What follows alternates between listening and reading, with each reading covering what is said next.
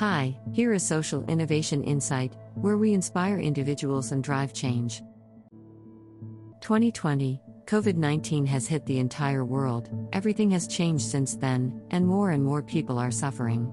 With the uncertainty of the economy and high rates of unemployment, specifically, during the period of COVID-19, people are more vulnerable and become victims of human trafficking across the world.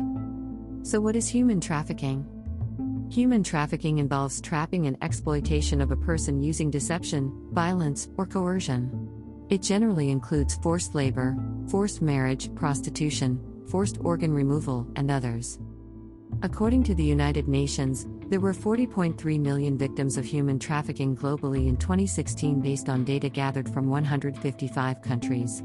79% of human trafficking was sexual exploitation, the other was forced labor, 18%, making women and girls the most affected groups, 71%, while 29% were men and boys.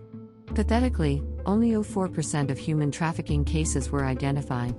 Human trafficking is a big business across the globe. It earns profits of roughly $150 billion a year for traffickers, $99 billion of which comes from commercial sexual exploitation. Why human trafficking is and will increase in COVID-19. This global health crisis of COVID-19 has taken so many lives away and pushed 150 million people into extreme poverty, making it easier for people to take risky job offers that may involve forced labor. Jeff Bond once wrote that labor violations against workers can be found in the Philippines, the Middle East, and Ethiopia, their passports being taken away without paying them wages.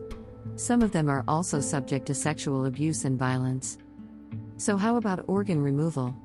Can it happen with the travel ban? Actually, the pandemic increased the rate of unemployment, so it is anticipated that most vulnerable people would be lured into selling their organs for the exchange of money to support their families.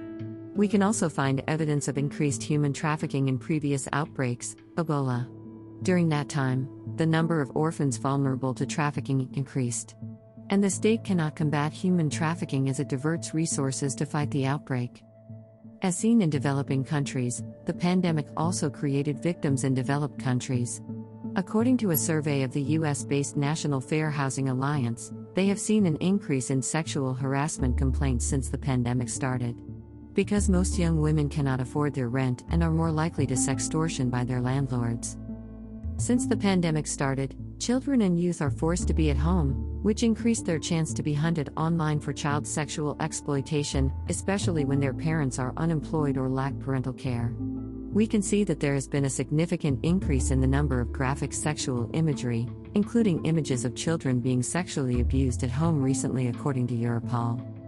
Human trafficking is more serious in such outbreaks as we are witnessing it right now, and it needs intervention more than what government can do. We believe that innovation and technology should apply for combating human trafficking and more industries should join the force. We are Social Innovation Insight, with a special focus on social problems, innovation and ideas, social business, design and etc.